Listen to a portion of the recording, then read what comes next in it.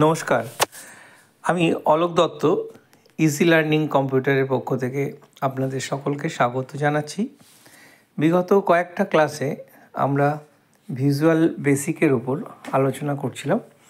আর visual বেসিকের ছোট ছোট programme কিভাবে অ্যাড করা যায়, কি করে সাবস্ট্রাকশন করা যায়, কি করে মাল্টিপল করা যায়, সেই প্রোগ্রামগুলো আমরা ছোট ছোট আকারে দেখাতে চাইছি। তো আজকের বিষয় হলো যে চারটে সংখ্যা কি করে অ্যাডিশন করব থ্রু ভিজুয়াল প্রোগ্রামের কমান্ড ইউজ করে। তো সেই প্রোগ্রামটা ছোট্ট হলেও খুব ইন্টারেস্টিং, এবং এটা যদি প্র্যাকটিস করেন তাহলে দেখা যাবে যে আপনাদের ভিজুয়াল বেসিকের জন্য আলাদা কোনো ক্লাস করতে হচ্ছে না, এখান থেকে আপনাদের ক্লিয়ার হয়ে যাবে। তো প্রথমেই বলেছিলাম যে ভিজুয়াল স্টুডিওটাকে আগে ডাউনলোড করে সেটাকে ইনস্টল করে নিতে হবে। এটা মাইক্রোসফটের প্রোডাক্ট। তো মাইক্রোসফটের যে কোনো অ্যাপ থেকে বা যে কোনো ওয়েবসাইটের থেকে এটাকে ডাউনলোড করে নিয়ে ভিজুয়াল স্টুডিওটাকে ইনস্টল করে নিতে হবে। এবং এটা বেশি জায়গা নেয় না, এটা 500 থেকে 700 MB মতো জায়গা নেয়। তো এরপরে আসা যাক এই প্রোগ্রামটা কী করে শুরু করা যাবে। চারটে সংখ্যা ভিজুয়াল বেসিকের মাধ্যমে কি করে যোগ করব, সেই অ্যাডিশনটা আজকের আমার প্রোগ্রামে দেখানো হচ্ছে। স্টেপ 1, প্রথমে হচ্ছে ভিজুয়াল বেসিকটাকে সিলেক্ট করতে হবে, আর স্ট্যান্ডার্ড EXE যে ফাইলটা আছে সেই ফাইলটাকে ক্লিক করে ওপেন করে নিতে হবে। কারণ কি, এইটা ওপেন করলে এর যে টুলসগুলো আছে সেই টুলসগুলো আমরা ডান দিকে দেখতে পাবো। আর সেই টুলসগুলো থেকে আমরা যে কমান্ড বক্স আছে সেই কমান্ড বক্সের মধ্যে থেকে যে বিভিন্ন কমান্ডগুলো আছে সেইগুলোকে জাস্ট ইউজ করে এবং তার সঙ্গে আমরা কি করতে চাই সেইগুলোকে আমরা পরপর টাইপ করে নিলে তারপর এটাকে রান করলে আমরা পুরো জিনিসটা পেয়ে যাব। এই জন্য খুব ইজি এটা। আগে যেমন বেসিকে জেনারেল বেসিক ছিল যেটা, সেখানে পুরো লিখতে হতো, এখন কিন্তু এই ভিজুয়াল স্টুডিওতে অত কিছু লিখতে হয় না। এটাই হচ্ছে সুবিধা। তাহলে আসা যাক আমরা কিভাবে এই প্রোগ্রামগুলোকে রান করব এবং কিভাবে আমরা এটাকে প্র্যাকটিস করব, সেটাকে নিয়ে আমরা আজকে আলোচনা করছি। তো প্রথমে আমরা যেটা বললাম, ওই স্ট্যান্ডার্ড EXE-তে ক্লিক করার পরে তারপরে সিলেক্ট কমান্ড বাটনে যেতে হবে, ড্র কমান্ড বাটন বক্সটাকে আনতে হবে ফর্ম যে এতে আছে উইন্ডোজের, সেখান থেকে আমরা কি করব যে কমান্ড উইন্ডোজ থেকে আমরা টাইপ করে কমেন্টগুলো পরপর লিখব।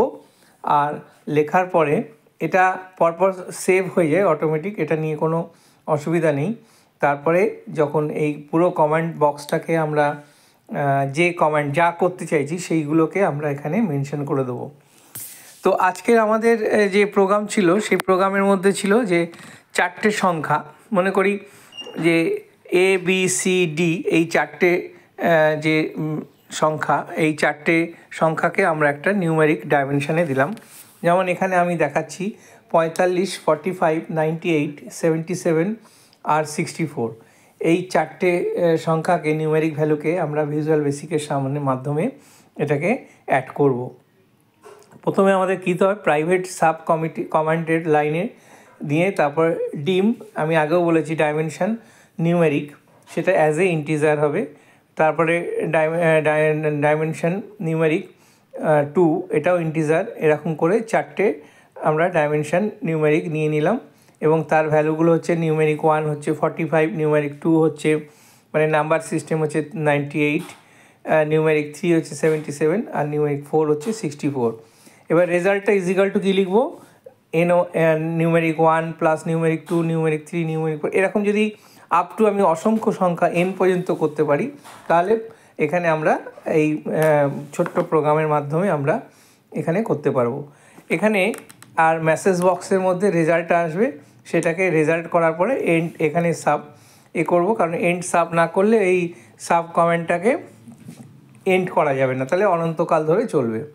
এইবার এই যে আমরা আগে যেটা লিখলাম সেটাই যদি কমেন্ট বক্সের মধ্যে আনি, সেটা এরকম দাঁড়ায় যে প্রাইভেট সাব কমেন্ট বক্সের মধ্যে ক্লিক করে যে ডিম নিউমেরিক নাম্বার অ্যাজ ইন্টিজার এরকম করে পরপরগুলো আমি দিয়ে দিলাম। দেওয়ার পরে এন্ড সাব করার পরে আমরা কি করব, এটাকে সেভ করে নেব। সেভ করার পরে আমরা কমেন্ট বক্সে গিয়ে F5 অর্থাৎ ফাংশনাল 5 ওটাকে কমেন্ট করলে আমরা রেজাল্টটা দেখতে পাবো। তো এইভাবে আমরা যে কোনো প্রোগ্রামকে আমরা অ্যাডিশন, সাবট্রাকশন, মাল্টিপ্লিকেশন, ডিভিশন সমস্ত কিছু আমরা এই ভিজুয়াল বেসিকের মাধ্যমে আমরা করে নিতে পারি। তো এটা একদম খুব সহজভাবে আমি প্রোগ্রামটাকে দেখালাম যাতে সবার বুঝতে সুবিধা হয়।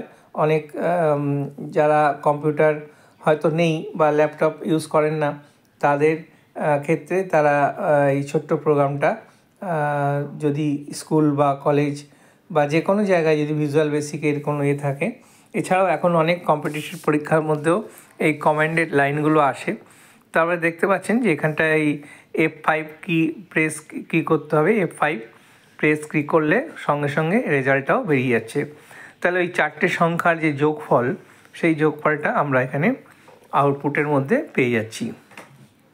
এরকম অসংখ্য সংখ্যা, হয়তো 4টে সংখ্যা বা 3টে সংখ্যা বা 2টো সংখ্যা, এগুলো ক্যালকুলেটারও করে নেওয়া যায় বা এমনিও যোগ করে নেওয়া যায়। কিন্তু যখন আমার প্রচুর সংখ্যা আসবে, আমি মনে করছি যে একটা স্কুলের যদি মার্কশিট হয়, সেই মার্কশিটের রেজাল্ট বার করব, সেই মার্কশিটের রেজাল্টও আমরা ভিজুয়াল বেসিকের মাধ্যমে দেখাতে পারি।